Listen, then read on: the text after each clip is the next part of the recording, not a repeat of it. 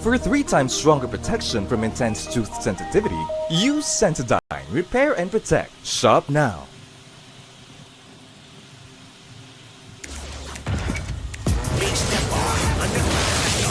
Lenovo PureSight OLED displays. Gaming visuals that pack a punch. Reach your impossible. Lenovo. They're the same character, and with Mad Mimi's transcoding, it really doesn't make sense to use her previous pronouns. With that out of the way, let's start at the beginning. We're first introduced to Mad Dummy in the waterfall dump. Here, you are presented with a few options. You can hit the dummy, decline hitting it, and simply walk past it. This all affects her initial dialogue during the encounter. Seems simple enough anyway, as the Ruins dummy didn't do anything back at the start of the game, but as to reach the end of the trash dump, the Mad Dummy makes her grand appearance. Her dialogue here branches as well, based on how you treated the training dummy in the Ruins. Maybe you scared her cousin out of their body by saying mean things. Maybe you destroyed her cousin's vessel. Maybe you just annoyed them through aimless shenanigans. But no matter what you did, she's furious with you and how you treated her unnamed, unseen cousin. It's enough to provoke her into battle. Except in the Genocide run, where her rage sets her off so much that she becomes corporeal, transforming into Glad Dummy and becoming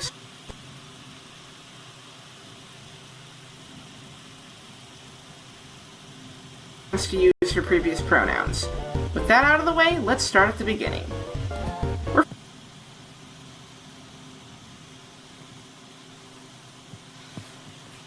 first introduced to Mad Dummy in the waterfall dump. Here, you are presented with a few options. You can hit the dummy, decline hitting it, and simply walk past it. This all affects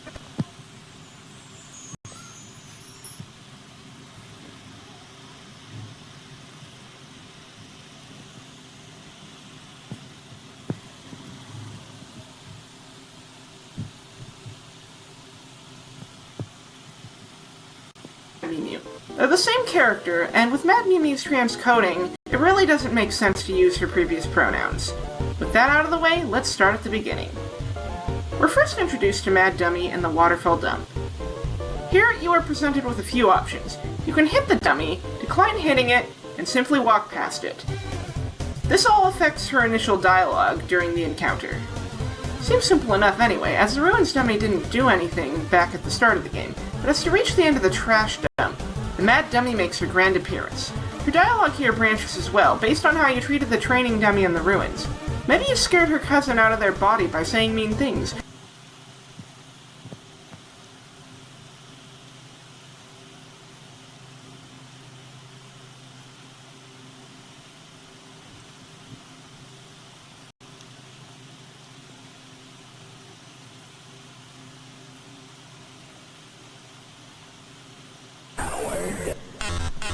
Beware. I live. Beware.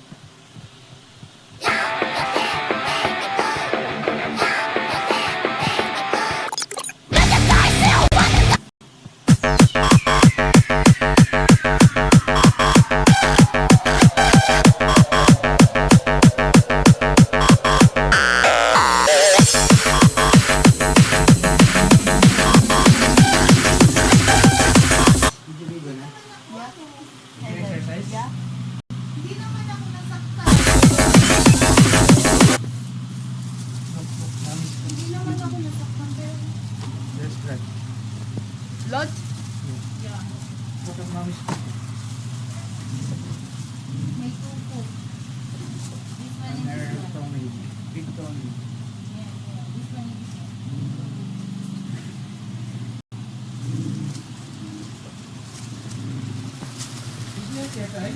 Yes.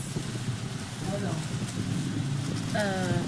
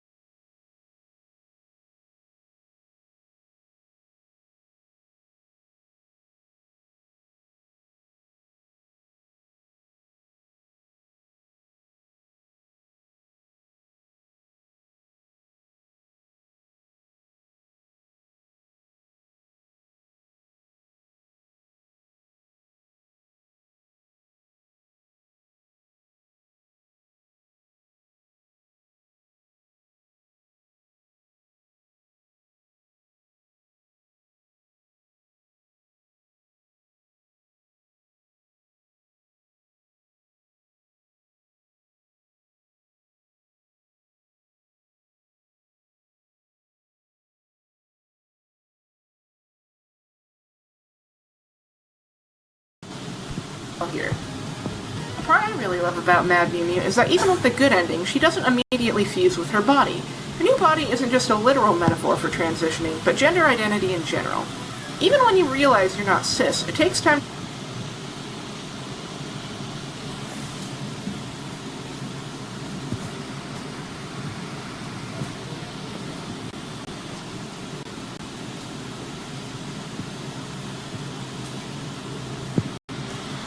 Just a literal metaphor for transitioning, but gender identity in general. Even when you realize you're not cis, it takes time to realize what exactly you identify with.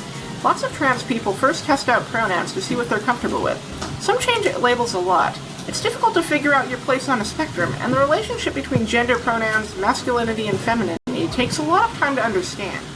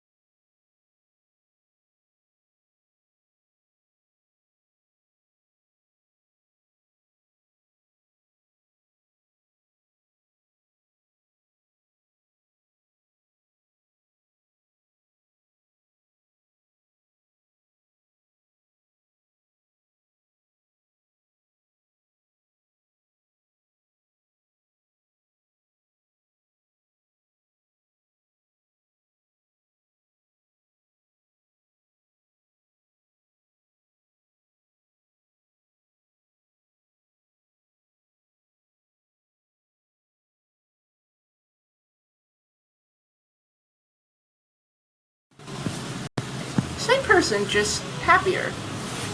I think that last bit is especially important. Transitioning doesn't mean you have to abandon everything about who you are. Just because she's a cute cat girl now and openly enjoys femininity doesn't mean she has to alter every little thing about her personality to be valid. In the Xbox version of the game, she's in a happier place, but still remains as eccentric and hot-headed as ever. One user, Marianne, came to me with more insight, specifically about Mad Mew Mew's anger. She said, I can say I relate a lot to her, being more prone to anger and toxicity until I started to better understand myself. Until I started feeling happy about myself, I could never quite project my emotions the way I wanted, and I'd be too quick to get frustrated and defensive with people, especially when I felt like they saw me the wrong way. The first interaction in the dummy body, if I remember correctly, usually had her saying something about Frisk making assumptions. I don't remember the specific line, so feel free to correct me there. At the casino, you can really see Mad Mew Mew thriving. Happier to be presenting to others, and more confident that they see her the way she wants. As we talked, we also focused on her initial bonding with the dummy body, and how it's a tradition among ghost monsters to bond with them. Therefore, her initial body could be seen as her sticking to the expected presentation and norms of ghost society, right down to retaining her initial genderless pronouns. While the Mew Mew body cracked her egg, so to speak, and made her realize that no, she isn't happy being a dummy. This doll is who she truly is. On that note, that dummy may be happy in the moment, but when recontextualized through Mew Mew, there's a tragic element to her bonding with a body that won't bring her as much happiness, only to get struck down. Luckily, Toby is a fantastic ally, and rather than making Mew Mew non-canon to other versions of the game, he went all in and made Mew Mew canon to both the PC and Xbox ports in different ways. So let's talk about that. After the battle. If you visit her outside Undyne's house in the Switch version of the game, she's very ecstatic about her new body and looking forward to the future. She talks about wanting to compete with Metaton, which ties into some later information in the Xbox and Alarm Clock text. In the Xbox version of Undertale, Mew Mew takes over the dog casino after you battle Metaton EX. She's happy and excited to be working her first job, even if it doesn't pay, and reveals that she's been duplicating dog residue to sell later. It's awesome to see her taking charge of her life and reacting kindly and graciously towards Frisk. She also she's taking what she learned in her fight and growing little by little. Another example of her business, brand goals, appears with the GamerBox camera. She plans to charge money for selfies as a way to promote her brand. Good for her. The casino also sheds more depth into her characters in other ways. For instance, with the dog statue, she alludes to a nice ghost who could use a body.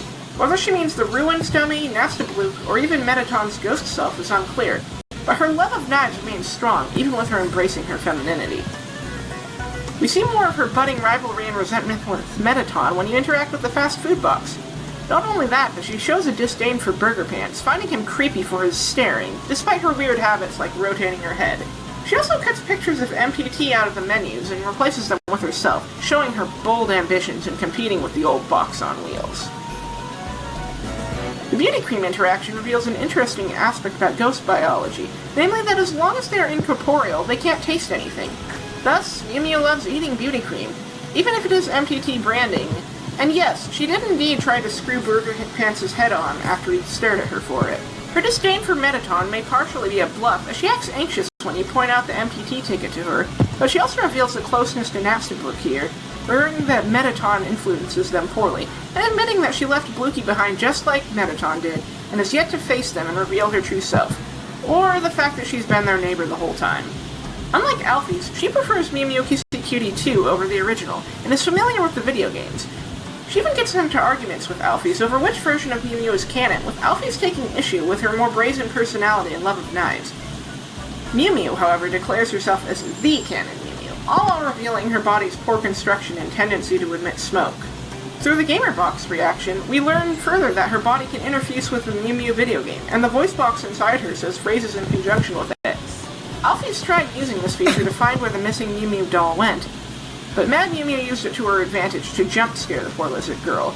Their relationship is definitely one with a bit of friction at first. With her voice box requiring batteries to avoid turning creepy and demonic, Mew Mew is stuck between two options for self-care, either forcing Burger Pants to try and make her a battery smoothie, or going to Alphys. The latter is less ideal to her, but it's entirely possible that she does get help maintaining her body from the royal scientist, despite their disagreements. We see that she still cares deeply about Undyne through the baseball cap interaction, as well as showing an interest in fashion. She believes Undyne would look great in a baseball cap. It's a very cute moment mixed in with all the zaniness. But Mew Mew's presence expands beyond the console ports. There's Famitsu artwork commemorating the game's 5th anniversary, which includes artwork of her and Metaton competing at DDR.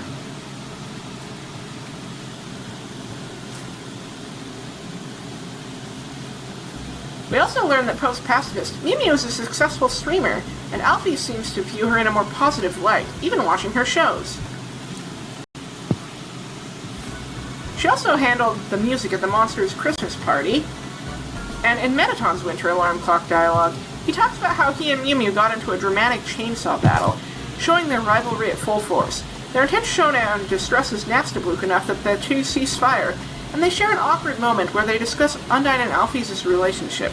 This shows that Mew Mew still hasn't fully moved on, and even suggests that MTT might have had a small thing for Alphys, or it could just be close platonic care. They also can't enjoy ghost beverages, so perhaps Mew Mew is fully corporeal by then, given the ghost sandwich in the original game and Frisk's inability to eat it.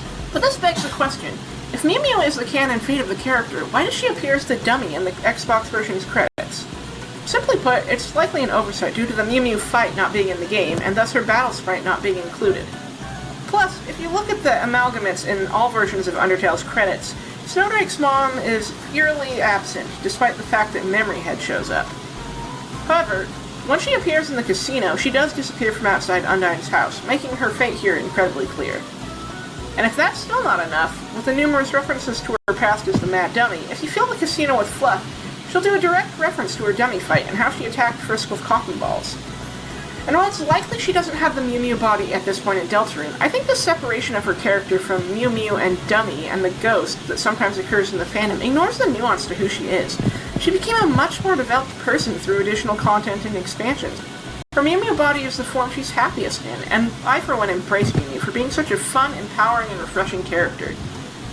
Feisty and hot-headed with a love of knives, yet not afraid to look cute and feminine. Just like Undyne, Asgore, Ralze, and other characters in Toby's catalog, a lot of gender conventions are bucked in the first place, and Mew Mew is a breath of fresh air compared to other characters throughout video games. Plus, she's just a lot of fun. So I hope this video helped you learn a bit more about this fiery cat girl and brought some new appreciation. If you have any thoughts on the character, please do leave a comment below. Likes, shares, and subscribes all help boost this in the algorithm, which would be a great help as my channel is still growing. And if you'd like to see scripts and early access to other content I produce, you can head over to my Patreon and even get your name featured on screen like these fine folks here. Lastly, we have a remaster of the Inverted Fate Mad Mew Mew fight on the way.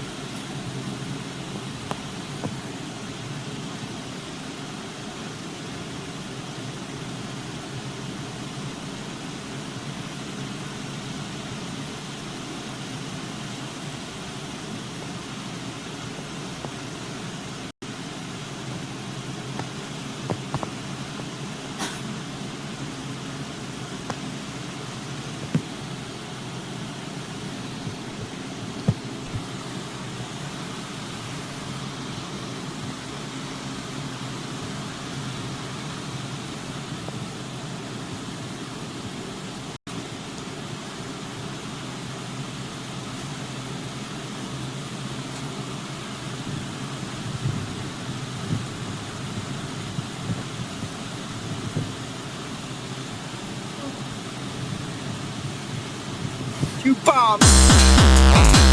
I'm an man!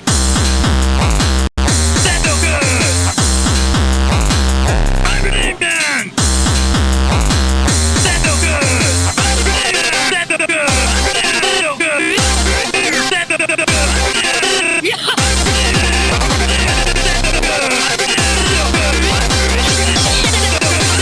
I'm an man! That's no good!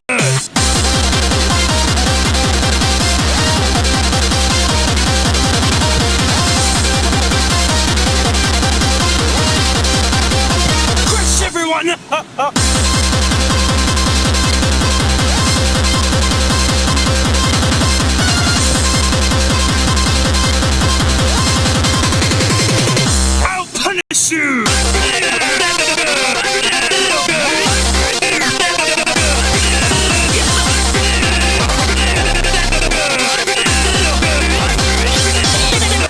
I'll be nice on you! I'm the name man!